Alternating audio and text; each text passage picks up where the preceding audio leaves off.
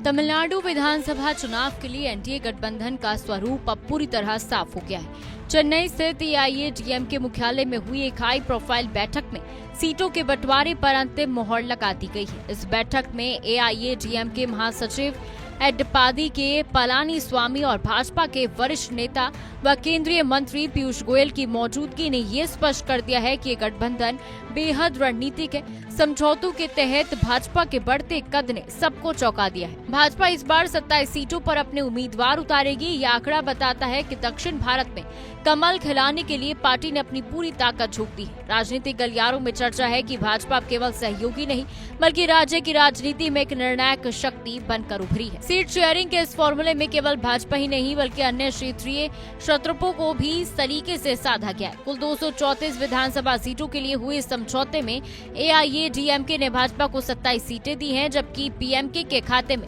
18 सीटें आई हैं। वहीं टीटीवी दिनाकरन की पार्टी एएमएमके को 11 सीटें आवंटित की गई हैं। इस घोषणा के वक्त गठबंधन के सभी दिग्गज नेता एक साथ नजर आए। भाजपा के प्रदेश अध्यक्ष नयनार नागेंद्रन और पीएमके प्रमुख अंबुमणि रामदास ने साझा संकल्प दोहराया कि ये गठबंधन राज्य में सत्ता परिवर्तन की लहर लेकर आएगा। एआईएडीएमके ने अपने सहयोगियों को जिस तरह से साथ लिया, उसका सीधा उद्देश्य सत्तारूढ़ डीएमके गठबंधन के वोट बैंक में सेंध लगाना और एक मजबूत विकल्प पेश करना है। गठबंधन की घोषणा के साथ ही जुबानी जंग भी तेज हो गई है। पीएमके अध्यक्ष अंबुमणि रामदास ने डीएमके सरकार पर तीखा हमला बोला। उन्होंने राज्य की कानून व्यवस्था पर सवाल उठाते हुए कहा कि महिलाओं की सुरक्षा खतरे में है। रामदास ने दावा किया कि एनडीए गठबंधन 234 में से 200 से ज्यादा सीटें जीतकर इतिहास रचेगा। उन्होंने भ्रष्टाचार और कमीशन खोरी के मुद्दे पर सरकार को घेरते हुए पूछा कि अगर डीएमके ने वाकई काम किया है तो उन्हें इतने बड़े कुनबे की जरूरत क्यों पड़ रही है। विपक्ष का मानना है कि सत्ताधारी दल के भीतर हार का डर बैठ गया है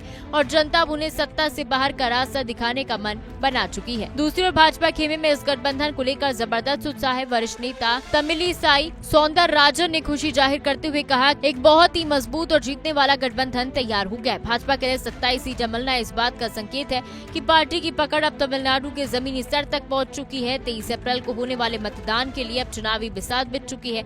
एनडीए के नेता घर घर जाकर सरकार की नाकामी और केंद्र की योजनाओं को मुद्दा बनाने की तैयारी में है। भाजपा का ये बढ़ता कद तमिलनाडु के भविष्य की राजनीति के लिए एक नया मोड़ साबित हो सकता है, जहां द्रविड़ राजनीति के बीच राष्ट्रीय विचारधारा अपनी जगह बना रही है।